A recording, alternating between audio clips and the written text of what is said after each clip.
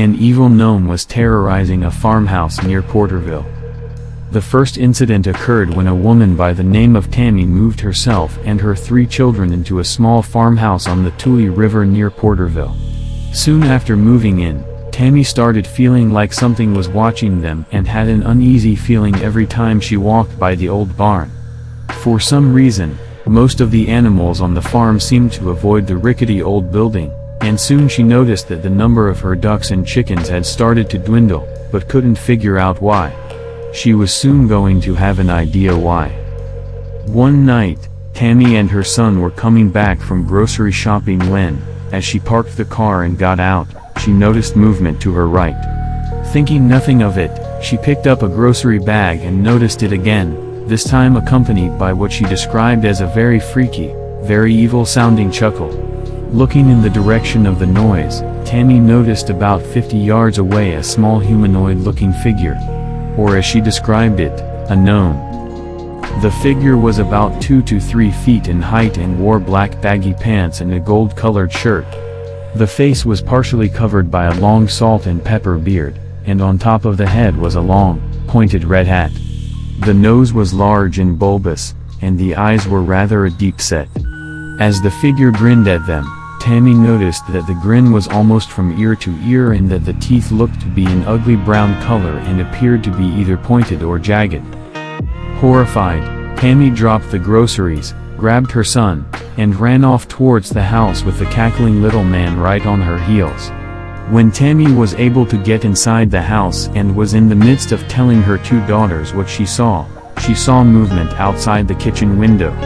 Upon investigating, she saw the top of the figure's red pointed hat moving back and forth underneath the window.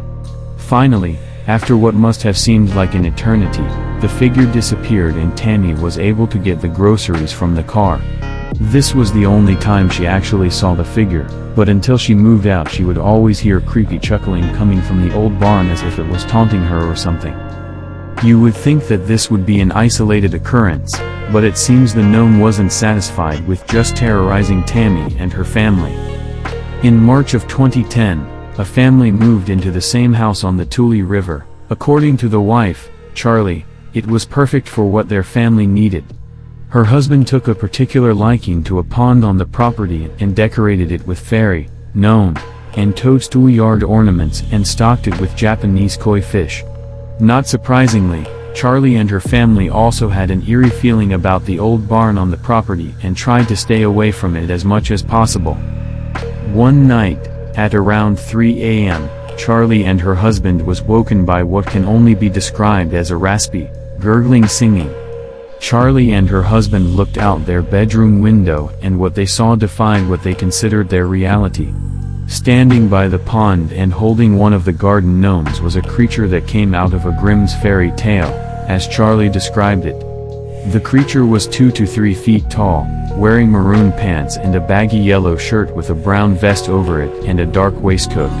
It had a large gray beard and was wearing a reddish-brown pointed hat. Charlie went on to say the most horrible parts of the creature were its eyes and teeth. When it grinned, its teeth appeared to be jagged and pointed, and the eyes were small and beady and had a dark, mean look to them.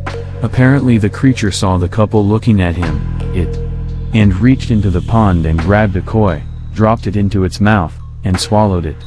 Furious, Charlie's husband pushed open the window and yelled at the creature to leave the yard or he'd call the police. The gnome grinned and laughed as he gave them the finger and disappeared. The police were called, being notified that an intruder was on the property. But when they got there an hour later, the only evidence that was found was a few small footprints, about the size of a child's, around the pond. This wasn't the only time the gnome would visit the pond. Night after night, it would be seen holding a yard ornament and eating a fish. The family eventually wised up and moved the ornaments and put the fish into a tank inside the house. Apparently, this didn't go over well with the gnome. Upon the usual time of its appearance of 3 a.m., when the gnome saw that the yard ornaments and fish had been removed, it went into a crazed frenzy and began yelling and screaming in some language that nobody could understand. But they understood he was pissed. It started running around the house screaming in whatever language it spoke. The family felt safe until Charlie realized the dog door in the kitchen was unlocked and feared the creature would try to enter the house through that. She was able to lock them and then ran upstairs to close the rest of the windows. The last they heard of the creature was a very loud screeching, a cackling sound that was heard underneath one of the living room windows.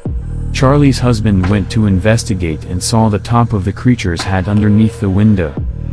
Given all that had gone on, the family decided to get out of the house and Porterville in general. One has to ask, was this the same creature that Tammy saw a few years prior? I first heard of both Tammy and Charlie's stories on mysterious-universe.org, and it seems the author of the article was able to put the two women in contact with each other. After exchanging info and indeed confirming that both had lived on the same property, they agreed to meet and revisit the property where their terrifying encounters had occurred. Upon arrival, they noticed the barn structure that had given both of them an eerie feeling had been torn down, but the property still had that dark feel to it. But before they left, they decided to knock on the front door of the house to see if anyone was home. A woman answered but was not happy to see them and told them to leave the premises after being asked about the barn or if she had experienced anything weird. This story intrigues me, to say the least. First, you have two witnesses describing a similar-looking creature that they saw years apart from one another.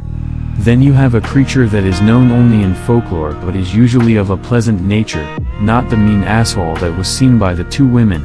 For some reason I find it hilarious that he flipped off Charlie and her husband. So what did these two women see? I'm going on a different theory here, and I know I'll probably get more grief than I usually do, but I think what Tammy and Charlie saw was one of the fairy folk. Namely a red cap. Red caps come from English folklore and were said to be a type of malevolent, murderous fairy that mostly inhabited ruined castles found along the border between England and Scotland. They would murder any traveler who was foolish enough to stray into their homes. Redcaps got their names from the practice of dyeing their hats with the blood of their victims. They were described as having the appearance of an old man with red eyes and large teeth. So how in the hell did a mean little creature straight out of English folklore get all the way to Central California? Remember that the United States used to be a British colony, and the early colonists brought over their beliefs from their homeland. What if somehow the things they believed in became real? Tibetan Buddhism has a concept called a tulpa, or a thought form. Basically, the idea behind it is that if something is concentrated on enough it is somehow brought into existence. What if some of the early settlers that came here still held the belief that redcaps were real? So real that they took form and had a life of their own. And over the many years, the now very real redcap wandered the country and somehow wound up in California. How else do you explain what was seen? If it was just one person that saw the creature, the idea of a hoax or prank could be brought into consideration. But the fact that two people saw the same thing years apart has me wondering what the hell is on the outskirts of Porterville. Now, obviously, this is merely conjecture and nothing more. It can't be real, it's just some creature out of a fairy tale, right? Tell that to both Tammy and Charlie. Whatever they saw was real to them, and it scared the hell out of them. And I have a feeling it's still there, waiting to terrorize someone else.